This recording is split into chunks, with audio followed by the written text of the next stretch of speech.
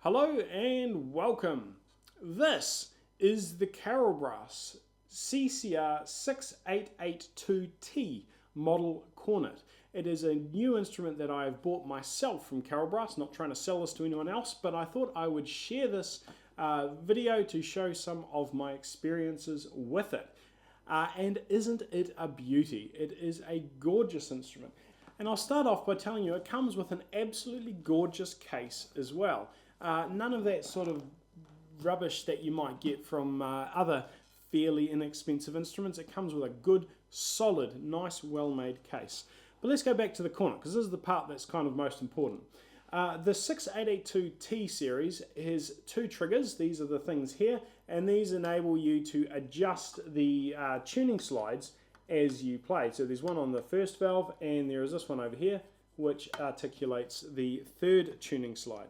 The instrument feels nice in the hand. It's a little bit small for me personally. I sort of find myself gripping the cornet with a bit of a split grip on the left hand, just so that I can hold it a little bit more comfortably. But then again, I've got very large hands, so any sort of smallish instrument in my hands is not going to be the best fitting. I'll take you over to my bench and we'll give a bit of a close-up video of some of the intricate details of this instrument.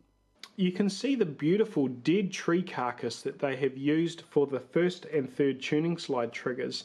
But the mounting mechanism for this is also potentially worth a little bit of a look at, because on other cornets you might have the mechanism for the third valve tuning slide trigger soldered to the third valve tuning slide, and the first valve tuning slide trigger would often be soldered to the valve casing. But that's not what's happened here. The first valve tuning slide trigger is soldered directly to this branch of the main tuning slide here, and the third valve tuning slide trigger is soldered directly to this piece of tubing here. So they've actually left the tuning slide for the third valve alone, and they haven't attached this mechanism to the valve casing. I'm actually curious what effect this being floating from the first tuning slide has, because in my mind attaching a little bit of extra mass here might actually help the resonance of the instrument in the way that the vibrations are propagated through the valve casing. But that's just an idea. I am curious to know if that would have had an effect if they had mounted it there or not. The tuning slide mechanism is reasonably straightforward to disassemble. There's these adjustment screws that we have here and there, but you don't actually need to worry about them to take the tuning slide off. There are little screws inside the ends of these barrels, and you get a screwdriver, thread that in there, and you can undo what I think is a grub screw to get that out, and that will enable this to detach from the lug that it's connected to on this end, and it'll enable this end to detach as well. It's the same story for the first valve tuning slide. Here's a close-up of the three different lengths for the bottom valve caps. The valve caps aren't ridiculously heavy. I don't know if this is actually a solid piece of brass that they've got here that it's machined out of, or whether it's hollow on the inside. I'm not too sure. The threads are all fairly nicely done, which makes it easier to remove these and replace them again. The valves all look very nicely finished. I've got no complaints or issues with the valves. The finger buttons are all flat, and that's something that I prefer compared to the ones that have got a concavity to them, but that's something that you may get used to if you're not used to that. One thing I don't like about this instrument though is that the valves are not vented.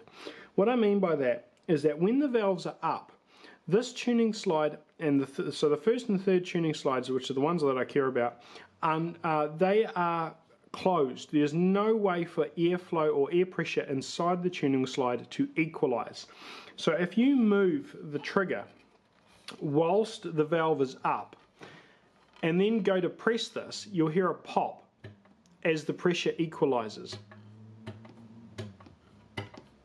You don't really want that while you're playing. You're playing along a beautiful slow melody, you prepare for a note that you have to compensate the tuning for, and you go to play it and you hear that pop.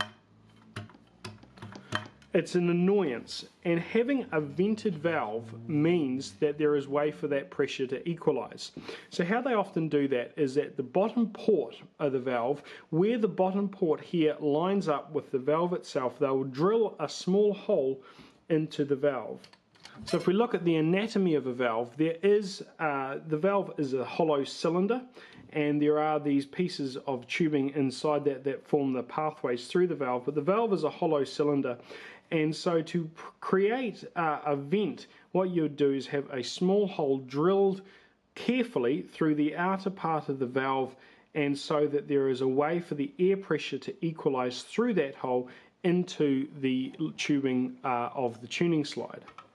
It's something that I'm considering having done on this instrument because the valve seals are so effective that popping noise is actually a bit of a problem when playing. You sort of have to deliberately manage your valves so that you don't get that popping sound. So I'm contemplating getting the valves vented on this instrument.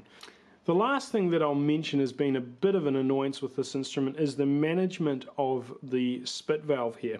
When you've got water built up to it, normally you will open this, huff some air through the instrument, all the water will discharge. Unfortunately, with this, blowing air through the instrument whilst having this open doesn't actually cause all the water to discharge. You sort of have to hold the tuning slide and then just sort of tip the instrument backwards and forwards in order to get the water out of it. It's not the end of the world, it's just a change of behavior to make the instrument work the way that you want it to do. But other than that, this is a gorgeous instrument and I'm really enjoying playing it. So I hope you've enjoyed this video. Thank you very much for watching.